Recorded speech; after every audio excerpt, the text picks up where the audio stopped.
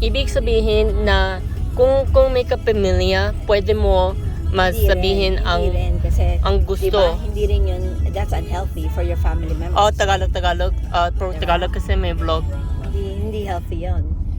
Hindi malusog. Malusog. Paano masabi ang healthy sa Tagalog o sa Pilipino? Malusog. Malusog ay healthy sa Pilipino. Hindi maganda sa kalusugang pang-isip. Oo. Pang-isip at emosyonal na kalusugan. Kalusugan. Kasi usually pag sinabi mo kasing malusog, healthy, parang yung pangangatawan yun, the physical. So, kailangan i-qualify mo.